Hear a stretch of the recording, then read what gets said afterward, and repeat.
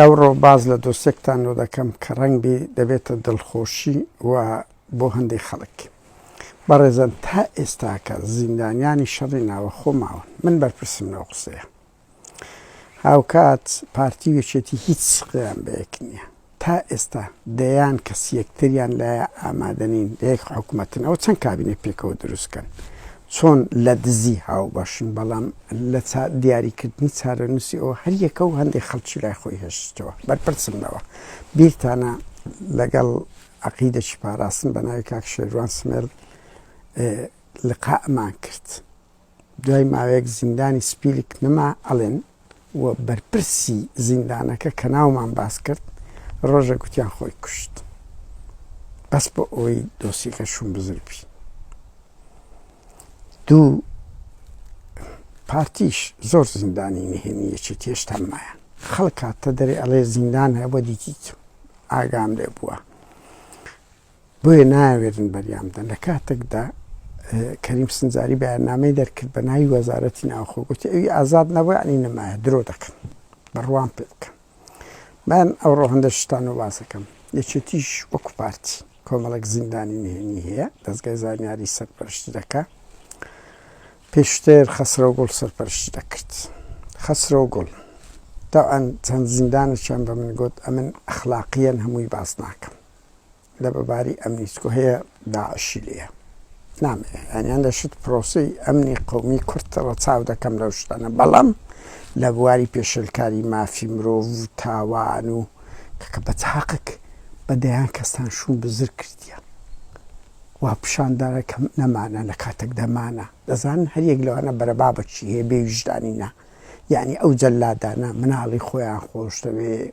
باوکو برای خۆیان خۆش خەڵکی وەکو ئێوەیە بێ ویژدانینە.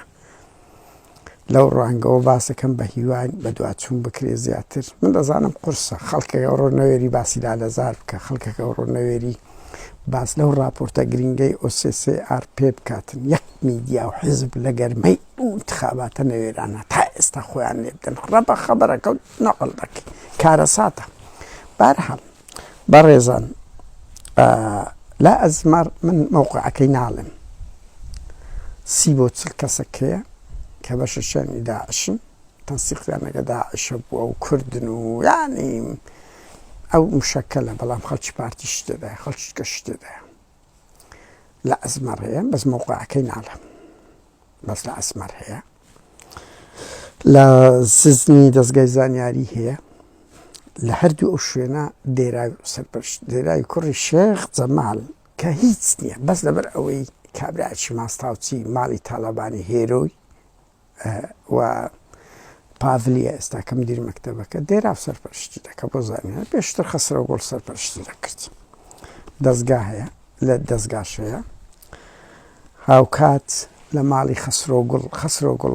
تۆ ڕۆژێک یەک ڤیدیۆی کاملت دەوێت برا ڕۆچ خیانەتەکەت کردیە کاکە مەلا مستەفا یەک دوو دەی کردیە بە شەرەفم ئەو خەسرەوگوڵە دەیان دیموکرات و کۆمەڵی کوشتی دەیان دیموکرات و کۆمەڵە و زیندانەشی هەیە لە خانوەکەی توی مەلک کە دیموکرات و کۆمەڵی تێدایە و دەیانی کوشتە لە بۆ ئێران خیانەتی زۆر گەورەت کردی هەر ناوی مەلا مستەفای بەتە بە جدیمە دەیان سلێمان مەعینیت کرد دەینە سەر ڕۆژێک هاوڕێیان هاورکات لە خێوەتەش بە خۆتان دەزانم من شوێنەکانیش دەزانم بەس ئەخلاقیان باز ناکەم لەوێ سەتانوهەتی ئەوانەی گیراون مەفقوداتی پارتینە باشە ینی لە مەفقوداتی شەڕی ناوەخۆنە پارتینە لەوێن دەرن لە 31 ساڵ لە بۆ ئەوەیە بەرپرسیشم لەو شتانە باشە ینی من دەقیقم لەو زانیاریان خەڵکی پارتی لێ پارتیش بە هەمان شێوە دەیان کەوادیر و بەرپرسی یەکێتی تا ئێستا ئازاد ناکە. ئەوانە لە دزی پێکەوە شریکن لە هەموو شتێک دەکەن،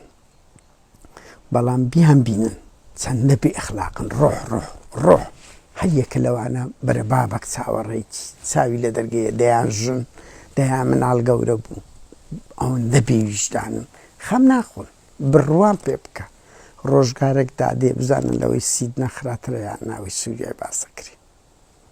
ئەوەی پارتی یەکێتی بەو میلەتەیان کردیە بەعس نەیکردیە باز بە ئاشکراتی دەیگرت تەواو ئێعدامی دەکرد تەرمەکەشی وە نەدەداوەیان دەیداوە ئەوانە کاکە ینی کەس نازانی لە پارتی و یەکێتی تا ئێستاکە قوربانی شەڕی ناوە خۆمایە بەشەشیان کوشتینە بەس بەشێکمانە باشە ئەوەی سپیچ پارتیمان گوت ئەوەی یەکێتیش ڕۆژگارێک دادێ ئەوانە ئەگەر نەکوژێن وشی ماڵی فاخیر مێرگە سۆری بزانە هەموو بە زیندیکی دێنە دەرێیانە ئەوانە لۆ شەڕی لۆ دزی هاوبەشن لە حکوومەت سوڵتە هاوبەشن